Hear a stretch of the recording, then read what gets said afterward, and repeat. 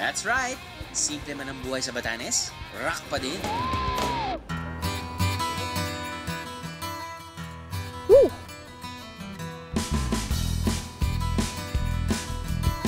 Batanes rock! Kasi tingnan nyo naman, gawa sa mga bato ang bahay nila dito. Tao po! Ilang taon na ho kayong nakatira dito? Ay, ko 73 years na ako ngayon Bato ba lahat talaga yan? O yung ano niyan, yung pinakapader niyan, lakat ay bato. Alam niyo bang nasubok na ng panahon ang mga stone house ng Ivatan? Kahit pa raw 250 kilometers per hour ang lakas ng hangin, hindi kinakabog ang mga bahay na bato. Hindi madaling mabuwag ang mga to kahit pa binabagyo ang Batanes. In fact, ang pinakamatandang bahay na bato dito na House of Dakay ay itinayo noon pang 1877. Kita nyo naman, hanggang ngayon ay buong buo pa rin to. Ano kayang powers meron ng mga bahay na bato? Well, let's examine.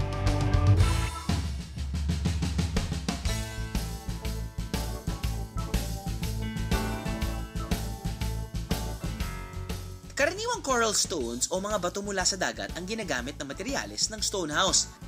Ang nagsilbing semento naman para magdikit-dikit ang mga bato, dinurog na limestone na hinaluan ng buhangin na tubig. Ito yung bato, yung limestone na buo. At ito, yung pinaghalong durog na limestone sa kabuhangin. Nakakapit. Okay. Ipapatong natin yung bato.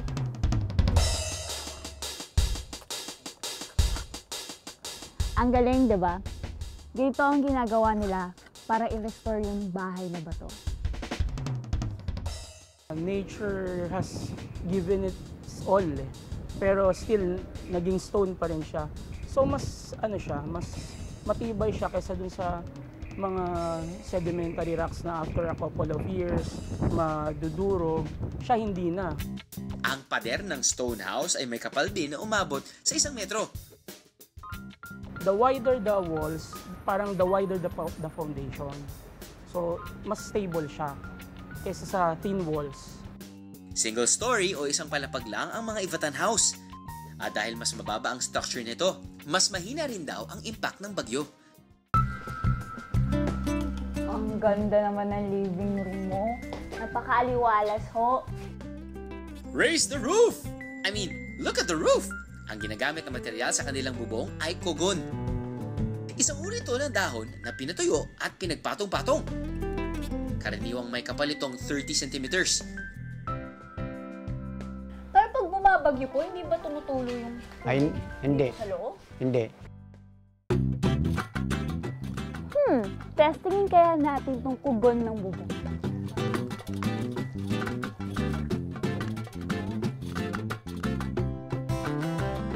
Yung tubig, parang tumutulo lang papunta dito. Pero hindi pumapasok talaga dun sa loob. So maninipis yung hibla niya. So pag pinagdikit-dikit mo, lesser yung space in between. So mas lesser yung risk na mag-penetrate yung tubig. Ganito rin daw ang konsepto ng vakul. Ang headgear na isinusuot ng mga Ivatan bilang proteksyon nila sa init at ulan. Grabe yan, Nanay. Saan po ba gawa to? Ay, buyaboy.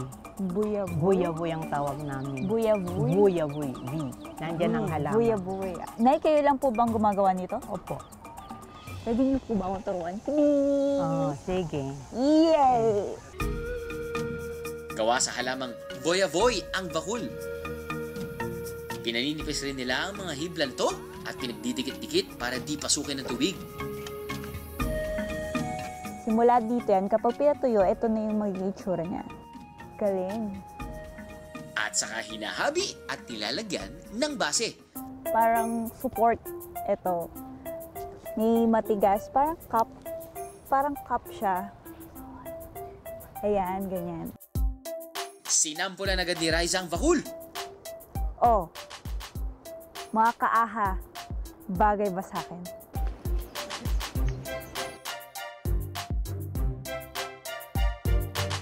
O diba, mga simpleng materyales, nakagawa ng kapani-pakinabang na bagay. Ivatans, you rock! Ah,